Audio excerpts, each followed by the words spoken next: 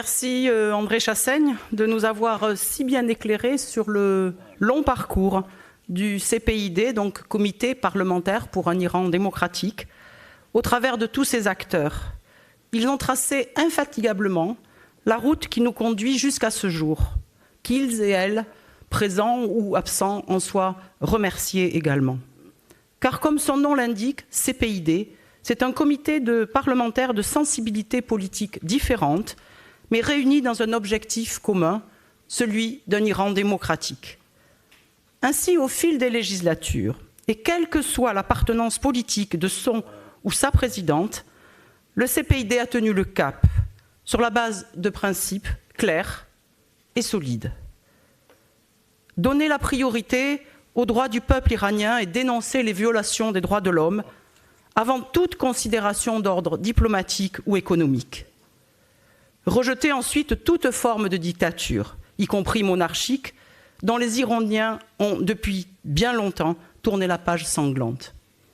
Et considérer enfin qu'un changement de régime est la seule solution pour l'ensemble des problèmes que pose la dictature religieuse au pouvoir, autant pour le reste du monde que pour son propre peuple. Et je pense que l'évolution des temps nous a donné raison. Le monde a assisté au massacre de milliers de personnes en janvier dernier qui réclamaient leurs droits fondamentaux en se soulevant contre la dictature religieuse.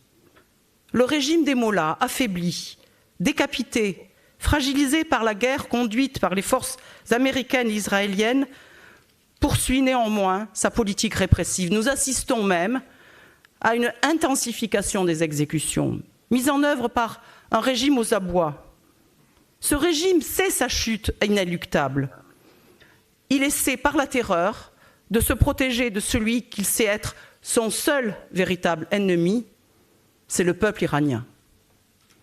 L'avènement d'une république démocratique dans l'Iran libre de demain nécessite, nous l'avons déjà dit, un changement de régime et l'instauration d'une démocratie à laquelle aspire le peuple iranien dans toute sa diversité culturelle et ethnique. J'insiste sur ces derniers mots. Dans toute sa diversité culturelle et ethnique. Ce changement ne saurait résulter de bombardements massifs lancés depuis des bases extérieures, mais bien du fruit d'une résistance intérieure comprenant toutes les composantes de la nation et particulièrement les forces structurées capables de mobiliser sur le terrain et qui se mobilisent depuis tant d'années.